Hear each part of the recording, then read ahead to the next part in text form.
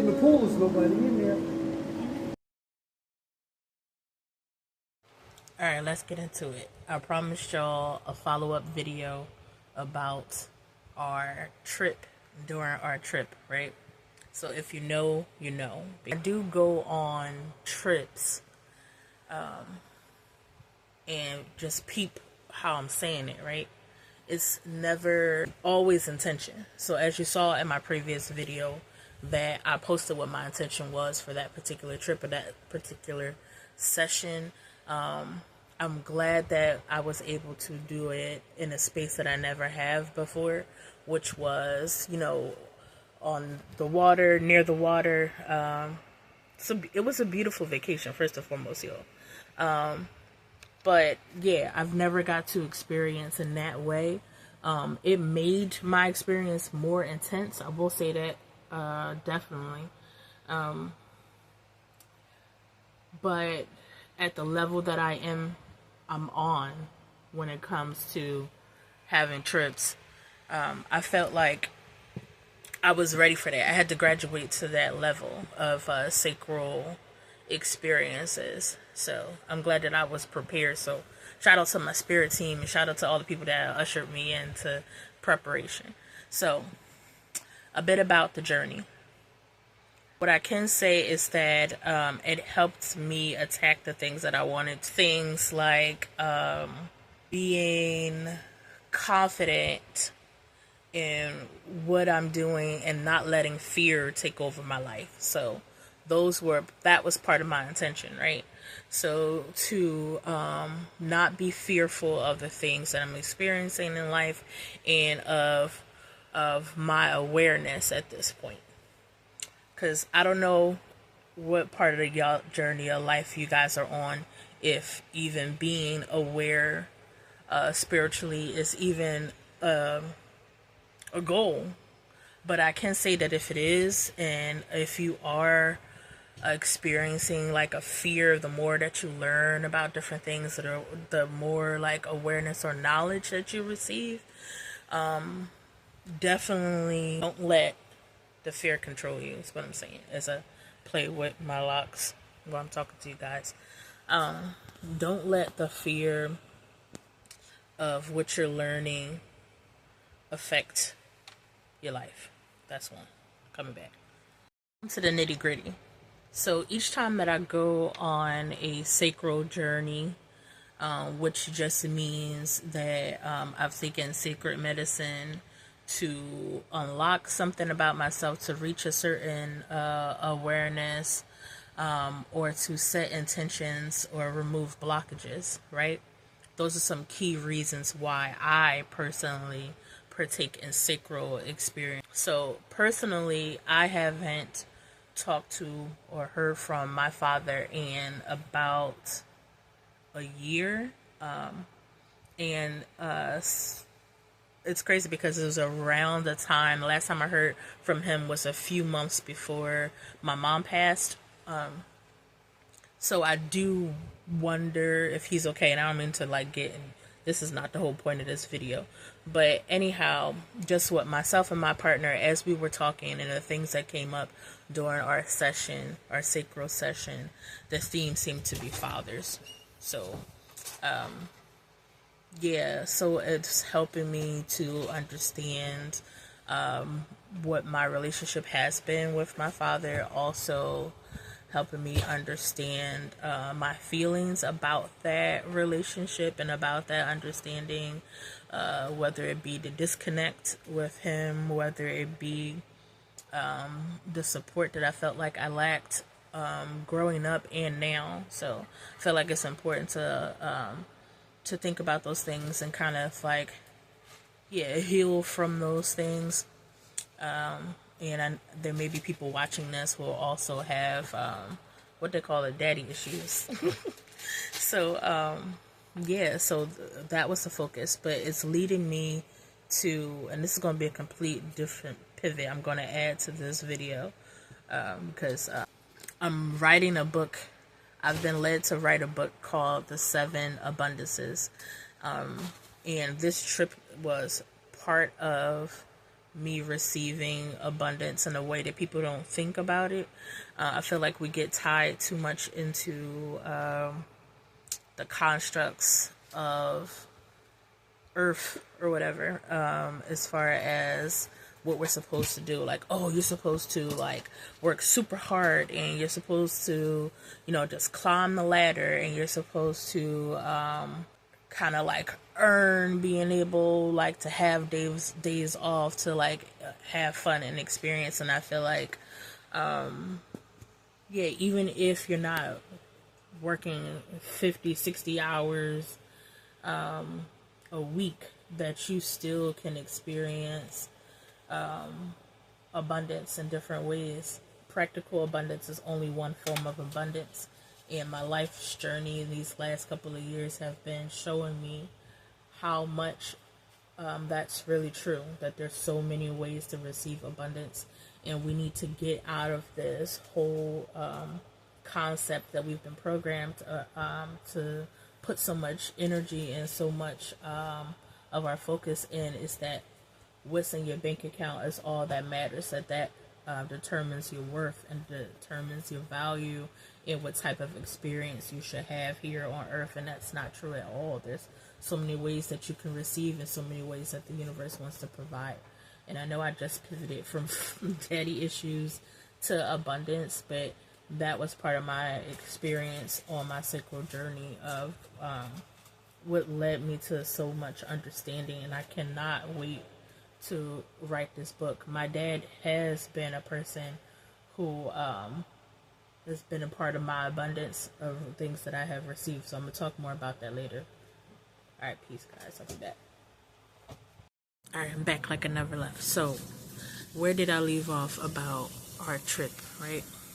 So it unlocked things, especially that are going to guide me to write this book, The 7 Abundances. So why am I calling it The 7 Abundances? So I don't want to give too much away about what's going to be in the book, but it's a reminder to us all, including myself, that the life that we're living, that punching the clock is not our only way to receive abundance. You can receive abundance in ways as gifts from friends and even strangers at times. And gifts can be free tickets to a show. It could be going on a vacation and only having to help towards gas, right?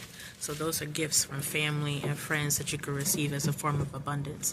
Also, the sharing of love experiences. So that's being heard, feeling accepted unconditionally, given the space to be unapologetically yourself. That is a form of abundance that you're receiving. When people are willing to negotiate and work with you, to meet you where you are, or the terms in which that you need at the time, that is a form of abundance. So it's going to be a structured way of me just bringing up all of these things during my life experience. So I'm using that as the knowledge portion, right? Because we know that is more ways to obtain knowledge than going to Google, and you want to make sure that you're getting the right information. The best way to get the right information is to experience it, or to talk to people who have experienced it. And if it resonates with you, their experience, if it makes sense and it feels like something that aligns or that you're going through as well, then that's what you can study. That's just my philosophy on learning moving forward. That life experience is the best teacher. So I'm learning through that. Another thing that came up was, I feel like the abundance of nature. So like what we receive from, whether it be the ocean, if you are also being called to go near water, and like the energy that you receive from the water source that you're near, whether it be ocean, river, or what have you. But yeah, so those feelings that we get, I feel like that is being given to us from Mother Nature as a way of abundance, which is joy, happiness. Those things, for me, are ways that we receive abundance. So we can receive that from nature, like the joy of like stepping in sand. If you love stepping in sand, I'm not big on sand. I like that it leads to water. That's what I love sand about. But some people love sitting in the sand or building sand castles. So that's an abundance from the universe. Also being around trees, and even just the wind and everything that we receive from trees, other plants, flowers, things that are green or colorful, how it makes us feel and what we actually absorb from them, for me, is a source of abundance. The sounds of the wind, the way the wind feels on our skin, for me, is a form of abundance. So I can't wait to create this book, and I'm going to really take my time. I was thinking about, y'all getting like an insider pretty much, but I was thinking about the chapters of the book being the names of people that in my life experience that I have either received abundance from, or an understanding of a different type of abundance from.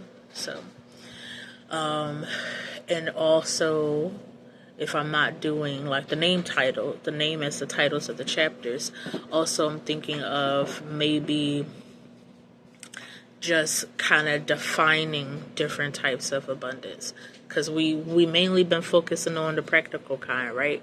What we see in front of our face, the green in our wallet that we take out. But yeah, there's so many other forms of abundance, and I really feel like the more that people realize this, it could be like not only eye-opening but groundbreaking. If you're about my age, right, and you've played Oregon Trail, I feel like that game was so exciting because it showed you that you didn't need money. You did things like you traded, you bartered, and I believe that type of stuff should come back, because it's going to deprogram us of how this whole construct of this paper thing that we're chasing all the time, how it truly doesn't matter. You could still live a happy, full life with genuine joy without that paper, chasing that paper thing. So yeah, so playing Oregon Trail, for all those who remember, and some of you are not going to know what the heck I'm talking about, but it was this game, like the first game on a computer that I remember, right? and you would be like this family traveling across the country in this like ox, and then things would happen like like this diseases back then, and you're trying to barter for medicine, and maybe you have like an extra like wheel, and you can barter that to get like medicine for your family that has smallpox, like things like that. Rationing your food, so not taking things for granted. What else? Oregon Trail. It was so great. Like my ox always drowned in the water. I don't know why. I couldn't really figure that part out, but yeah, it was a game to teach us about like how life was back in the day. And I don't believe that it's like something to look at like, wow, they struggled a lot, although that was like hard. No, I feel like there's joys and stuff and like living off of the land, and just learning to appreciate the small things and not placing so much emphasis on cash money that doesn't even truly have any value. Like it has the amount of value that we place on it. So just think about that. So we have the power at the end of the day. I'll be back with more digestions or dissections of our trip. And guess what? We had another one too, so there's even more convo coming to y'all. I hope this is helpful to anybody who's ever partaked in like sacral experiences or sacral medicines, or looking for people that you could like relate to during their experiences. So I think I'll bring more of these type of videos to the channel as well when I am. But it's going to be for my secret crew of people, because there's people in my life personally that probably wouldn't understand doing these things and what they mean to your like spiritual awakenings and journeys and stuff. And that's okay, because it's not for everybody to understand, only for those who want to or looking to expand. So now is the moment, okay? So what am I talking about? Basically dissecting, breaking down the things that hit me during my soul experience. What is a soul experience? So a soul experience, in my definition, is what happens when you partake in sacral medicine. So there's different forms. I'm not going to break down all the forms. One of the forms is through mushrooms. Okay. So it was not my first time partaking in sacred medicine. Actually, I've done it quite a few times in the same type of atmosphere, as far as doing it with the intention of either unlocking something about myself, whether it be my true origin, whether it be a level of awareness that I'm reaching, whether it to be removing blockages as far as living my life fearfully or always worrying about outcomes, trying to control what happens in my life, and focusing on the paradigms that have been stuck in, like life being meaningful if I'm achieving something or if I'm reaching a goal. And I've been finding out, so I've been finding out through the last couple of years, we're going into these sacral medicine sessions, and also just from what I've been learning from people that I follow, whether it be on this platform, on YouTube. And I know that sounds crazy to feel like you've reached a certain like space spiritually because of people you come across on YouTube, but it really continues to help my journey here. So anyway, doing these sacred medicine sessions, I'm trying to stay focused on the point. It has allowed me to deprogram myself. So that is the biggest reason, part of the most important reason why I decided to create Erica's Has TV. Yes, I've always wanted like a channel where I could just be myself. I could joke, play, dance around, and say things that I hope that uplift other people. So that's always been something I've always wanted to do. I wanted to have a bit of like a variety show, right? But making it my own little world where I could do whatever in my world without caring about judgment or caring about how it's received. So the similar things that I've been saying in this channel so far, right? So back to the point. So the point is that yes, watching other YouTubers has led me to go full throttle into what I want to do as part of my impact on this world. And yes, a lot of that you're going to have to deprogram yourself sometimes when you find your true calling or passion. I'm not going to say all the time because I don't know all experiences. So for some people, maybe they don't have to go through the same journey that I did to truly start to even want to deprogram. What do I mean when I say deprogram?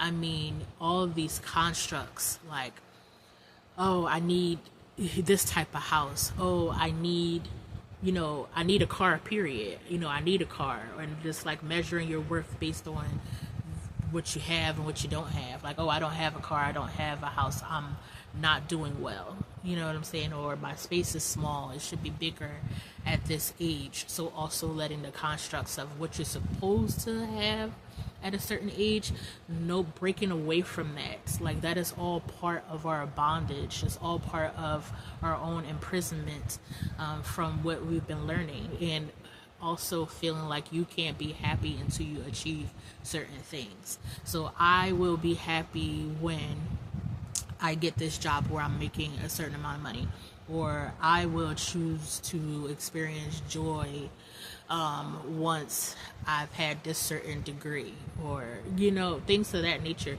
And it's like, no, you're not meant to put your happiness, your joy, your peace on hold until you are worthy. You truly are, and I've said this as well in other videos, and I'm not saying it to be cliche, but you truly are already worthy. You came into this experience worthy already, and you're finding your way back to yourself, basically back to your true self. So some things are going to have to fall away in order to do that. So whenever I go into soul, going back to that experience, and I'm calling it soul, right? Whenever I go tap into my inner self through sacred medicine, there's usually a theme, whether it be mothers, like healing mother wounds. That was pretty much the first time I went into soul. I realized that I needed to heal some mother wounds, being a mother and also as a person that was mothered, right? And we have to mother ourselves. That's how we constantly take care of our inner child, is to remember to mother ourselves. So self-love, it goes into that, and that's why that's so important. A lot of things that we hear and we feel like we're doing or focusing on, but no, we really need to find out what that definition truly is when it comes to loving ourselves and taking care of ourselves. Because if you loved yourself, then you would know that what matters and what doesn't. And it's okay if we're still learning all that. Like, does how much you make at a job truly matter? Or does it matter how happy you are doing that job? So how happy you are matters, and it should be the priority, to be honest. Like, we judge when people jump from career to career or job to job, but it's like, why are we judging that? Like, what programming, who said that it wasn't okay to change what we're passionate about or want to experience something different? You could start off wanting to be a bus driver, and you could later recognize that, hey, no, I really enjoy painting, and now I want to focus on that. So what you desire for yourself is of utmost importance, and that is what's going to attract all the things that you truly need, which is play, joy. Okay, there's different ways to be abundant. So that leads me to the most current time I went to soul. which is with sacred medicine, right? So the most recent time, which you guys, I'll share like a little piece of like video I took when I was setting my intention. I don't know if y'all may have seen it in the short already, where you saw me hold up the little book and it showed like what my intentions were. That's essential. So anybody who's watching this and interested in sacred medicine, definitely do it responsibly. Definitely do your research, especially wherever you're sourcing it from. But set your intention and make sure that your energy feels as best it can before going into the experience, because that plays a major part in what you'll receive. You know, if you go into something you're feeling super anxious and you're not relaxed, you haven't set the mood for yourself, then a lot is going to come up for you. And that happened to me the first time I partaked in, I want to say like a mature amount, right, of sacred medicine. It was like, I definitely know that I had an ego death, because everything inside of me felt like I just know that I had an ego death. I would just say that. And maybe I'll share a video talking more about that, like when I experienced my first ego death and how it felt. Well, the first one that I recognized, right? So anyway, so for now, moving forward, whenever I've gone into sacred medicine, I've made sure those sessions, I've made sure that I was very clear on my intention and on my energy level before going into there, because it makes a total difference. Like, I used to love roller coasters, and now I'm like so fearful. They make me feel like I'm gonna have a heart attack. And when you're not prepared, when you're not setting intention, when you go on sacred journeys, it can feel like that frightening feeling when you're on a roller coaster and you're going up, and then you're about to at any point dip or drop or whatever the case may be. So that's not to scare anybody. That's just to say, definitely do like an energy check before you start. It definitely sets your attention, and just know that you can always ground yourself. Like, whatever experience that you're going to have, it's going to be intense, because it's meant to be intense, especially if you're setting certain intentions. So you're, like, say if you want to address like childhood wounds or childhood trauma, like those things are going to be intense. So just be prepared for it as much as you can be, and just like the reality of this, when you realize that we create this reality, that's going to sound cuckoo to some folks, but eventually you'll get it. The more, especially if you're on this similar journey of like understanding and like just expanding your awareness, you see that none of it matters. I want to tell y'all something so bad, but I know y'all going to be looking at Erica Tess like she's crazy, okay? But all right, I will tell you this one thing, and like I said, my family members will have access to these videos. I'm glad that a lot of them don't watch them, because they'd be like, yeah, you cuckoo. But anyway, this last time, this is just a little funny like input, a little just adding some like funniness, because my life always has humor in it, because that's what I asked for too, and it was part of my intention too, like joy, laughter, all those things. Anyhow, so I'm in Seoul, sacred medicine, right? And I go into the hotel room that we're in, and the movie Independence Day is playing. And if anybody has experienced this too, you gotta let me know in the comments. So Independence Day is playing, the movie with Will Smith and some other actors, right? Vivica A. Fox, all those folks. So I'm watching it, and I'm like, yo. When I'm watching the movie, I'm seeing a video game animation. Like, it wasn't the actual actors, it was a video game. And I said, yo, I was like, that's not Will Smith, that's the animation. If you know, you know. And that day I found out. Whoever agrees with me and know what I'm talking about and had a similar experience. So yeah, I was like, yo, this reality is so tricky. And yeah, what you become aware of is just so, and that was part of my awareness. That's my story, I'm sticking to it. But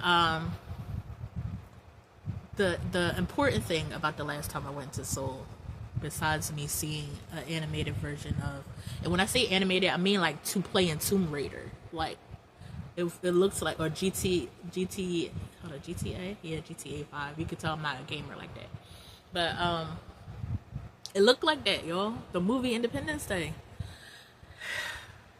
More importantly, the last time we went on solo, while we were on vacation, it helps me. It's laying down the groundwork for this book, The Seven Abundances.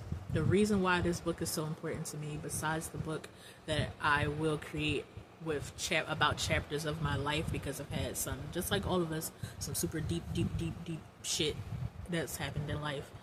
What prompts me to create that book was the passing of my mother 2 years ago in April. 2 Aprils ago, she passed away. So I felt like helping to get her story out there is an honor to her. And then my experience with her and our upbringing, myself, my siblings, and then just towards the end of my mother's life, like what was that like as an adult, experiencing my mom. So that book is coming, and the first thing I want to release that in like chapters. So like make them into small, like short stories. Because I don't know if you're like me, but it takes a lot for me to read a full novel. I like short stories. So not that like my audience will be just like me, but I'm putting it out there also for people like me, right? So anyway, chapters about my life. And the first chapter I thought of naming it After the Storm. And the reason why is that when the week that my mom passed, those few days, it was like really storming, really bad where I am. Felt like earth crackling, thunder, lightning, just was going crazy, and I didn't know if that was like my mom's communication or not. But after that storm, so during that storm, I did some grieving, cried a bit with my partner. But after that, I started having this feeling that my mom was no longer suffering, and that helped me to have a peace in knowing that she was no longer suffering and that she's no longer going to be here on this physical realm in the way that she was before she passed.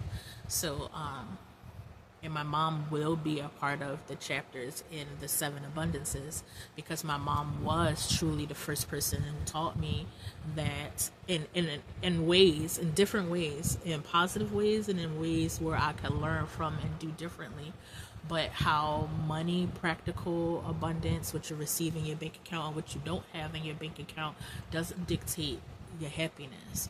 So she showed me the polarity in that, because she showed me times that it did dictate, and she showed me times where she unlocked her creativity and showed us, her children, early on how to unlock your creativity or use your creativity when you don't have money. So growing up poor in an inner city, in an urban city, a lot of times we had to use our imagination in the house to, be able to entertain ourselves and each other. So we would make up games or write plays or reenact TV shows and movies. My mom would set up a fake concession stand in the living room, and we would buy snacks with pennies and popcorn. So I love that. So one of the chapters for the Seven Abundances will be Dawn, will be named Dawn, because in honor of my mom, and she truly is a person that shows me that there's another type of abundance other than what we see in our wallet or don't see in our wallet. Yeah, so it's just helping me lay the groundwork for the book Seven Abundances, being able to navigate my experiences better and taking that into my reality, like not putting so much pressure on outcomes, not being so fearful, and using fear as a superpower. And any other thing like ADHD, autism, all those things can be used as a superpower, because it truly is. All it means is that you are so used to, as a soul, okay, because we all got one of those, right?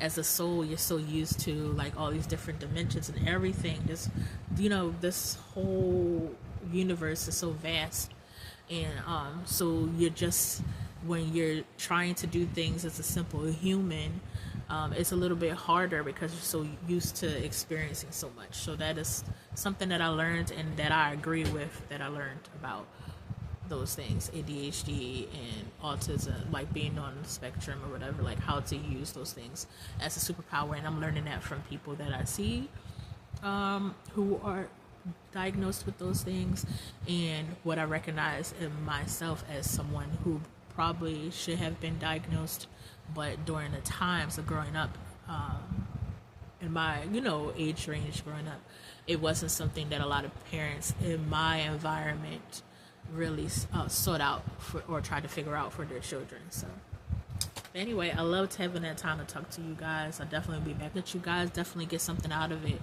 If you haven't done so yet, if you haven't done so yet, and you feel like you connect with my channel and the stuff that I'm saying, definitely consider hitting the subscribe button.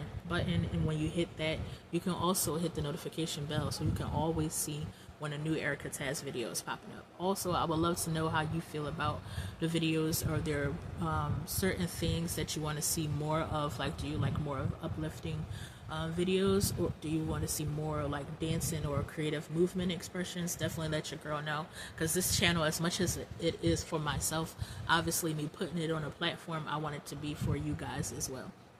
All right, peace. And my beautiful butterflies, we just out here just impacting as we continue to grow and transform each day. I love y'all, sending so much love and abundance y'all way. Stay tuned for 7 Abundances. It's going to take me a minute to get it together, put it together, and get it out there for y'all, but y'all get to be a part of that whole journey. All right, peace.